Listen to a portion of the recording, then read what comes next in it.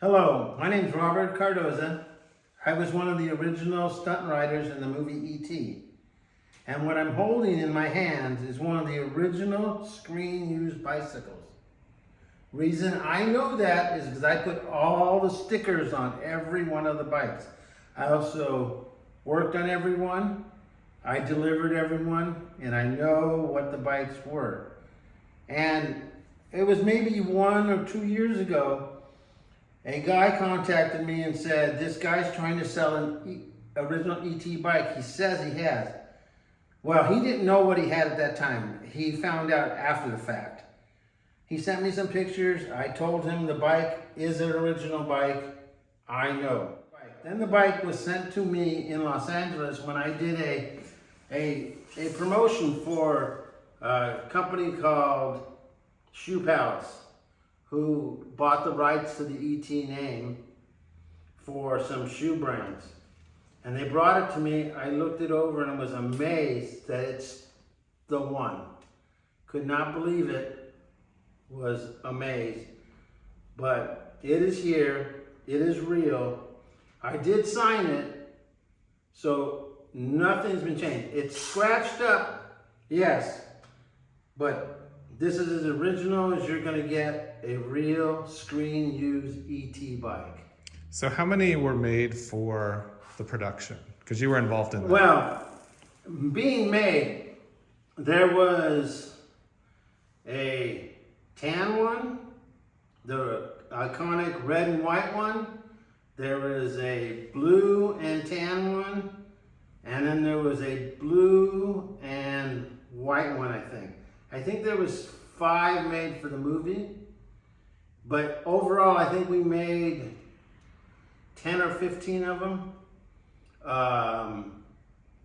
But all those bikes, at the end of the movie, I collected and took with me. Brought them back to Everything Bicycles, where they sat for a while, and then at one point, the owner, Howie Cohen, asked me to take these and get rid of them. This was before the movie came out, before right? the movie actually came out. And then I took them to a bike shop called the Bicycle Source. We stripped them down and sold parts and gave parts away. And then I know that they were sitting at the Bicycle Source for about a week, and the owner of the Bicycle Source said, we need to get rid of these, so we gave away the rest of the bikes. I think we painted them black or white, and they were out.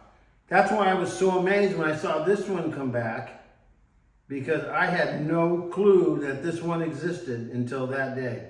And you believe that there's 3 that you know of that survived, survived, I think there's, right?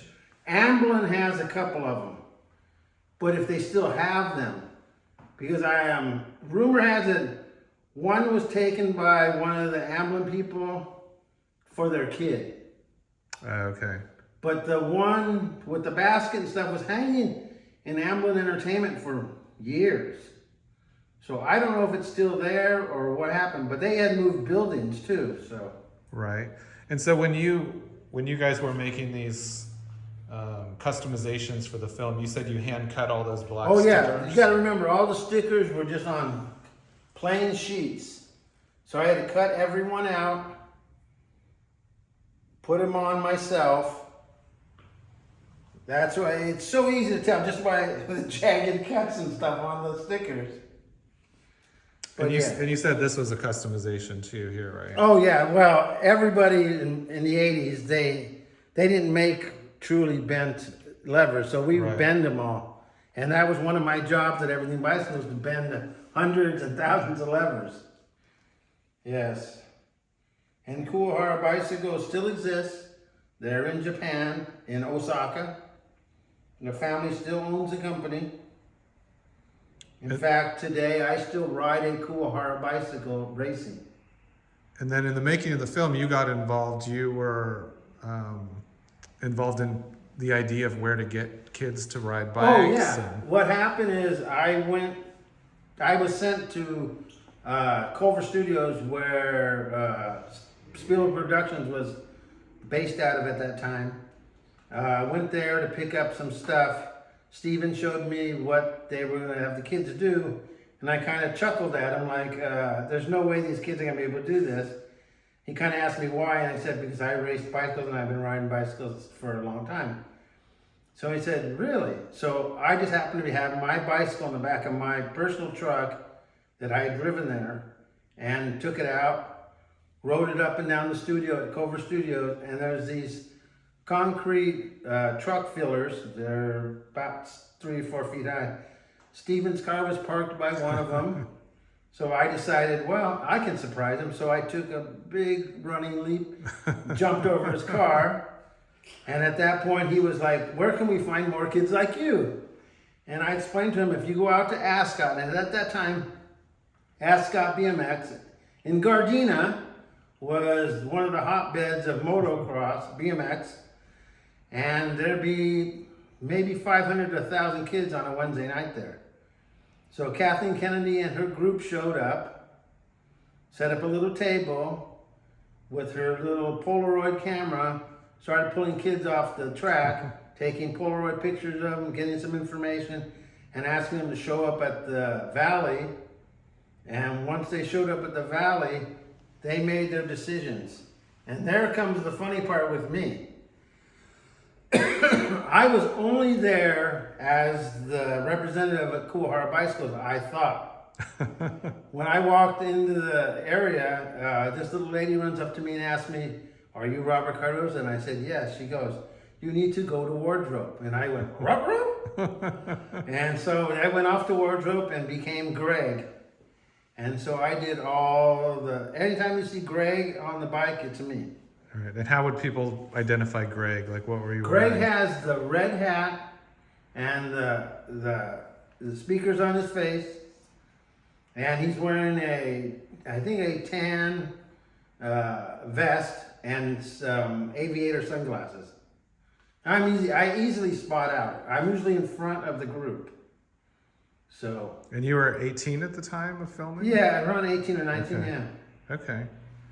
And then, so this bike was actually found at a junkyard, correct? Yeah, some junker had it somewhere in Central California.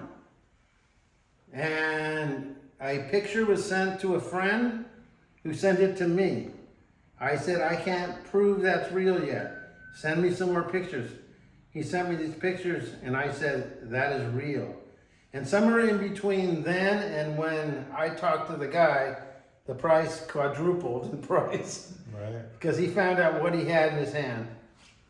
Right. And basically it's a mystery how it ended up with that guy. No, because like I said, I collected all the bikes from the studio. I knew that they had a couple bikes that were at Amblin, and that's the only ones I knew of. Especially this one. This is Greg's bike, not Elliot's bike or his brother's bike. So it was oddly that this is the one that survived. It's so strange to me. Right. It's like fate, right? Yeah. You know, and me being one of the only ones that ever knew what was true and what's not. Right. This is amazing to see. And can you go through the parts and tell us which are original and which are not When we original? found the bike, the seat and seat posts weren't original. The bars and neck weren't original. And the rims and tires weren't original. Everything else was original. Still had the little braze on that we had put on specially for these style brakes, because they're split brakes. Had that still there. Frame, forks, headset, cranks, bottom bracket, all original. No doubt about it, what it is. There's no one and nowhere else that you can find this bike. Right. So as far as you know, this is the only one that's Yes. out there in the wild that... Yes, because I've seen a couple on eBay and made some phone calls to have them shut down. But this is a real bike. Awesome. Well, thank you for sharing all this information. Oh, no with us. problem. I am just glad to be reunited with my buddy. Awesome. Thank you.